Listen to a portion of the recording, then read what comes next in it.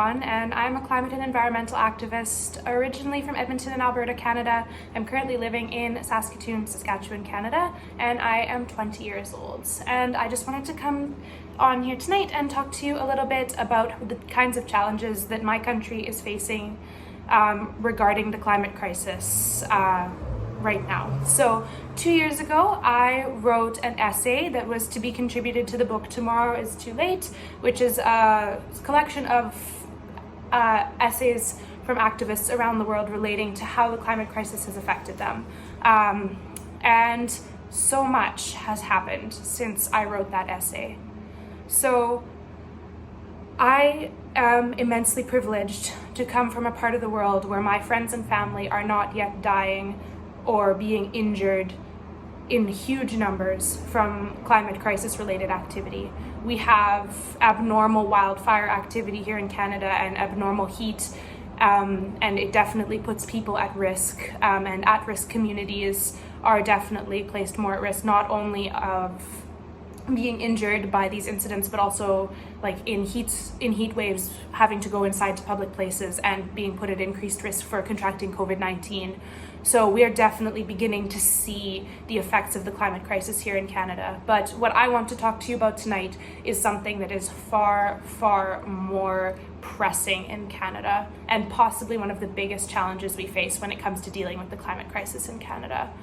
So I'm not sure how much people abroad are aware of the blockades that are currently taking place on unceded Indigenous territory, particularly in BC, when it comes to building pipelines and also logging and destroying old growth forests in British Columbia. Indigenous people have taken a stand against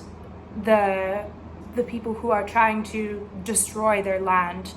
without permission.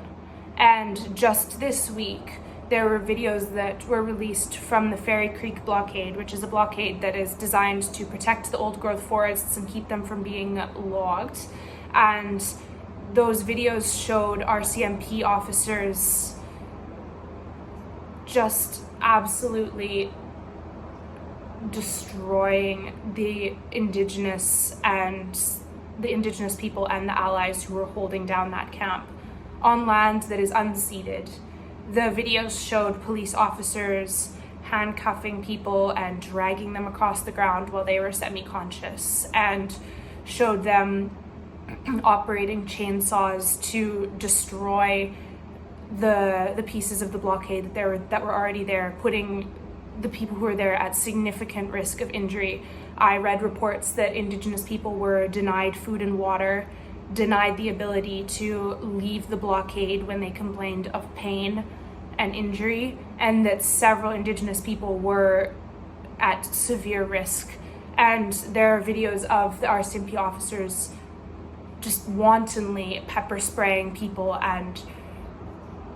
basically dragging them away from one another. And I think that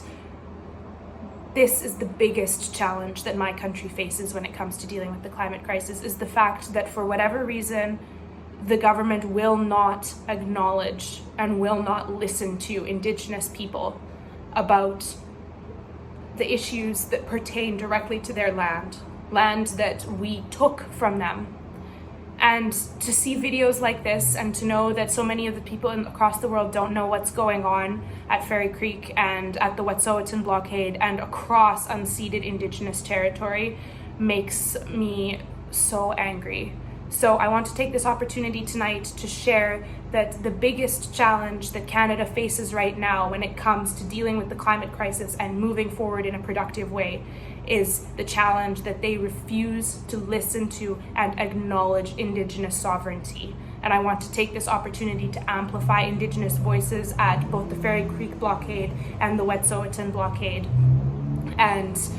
share this story with people across the world so that they know exactly what Canada is doing and what we here are dealing with when it comes to moving forward and productively dealing with the climate crisis in a way that is respectful and in a way that is appropriate and in a way that does not involve police brutality and the wanton endangerment of human life. So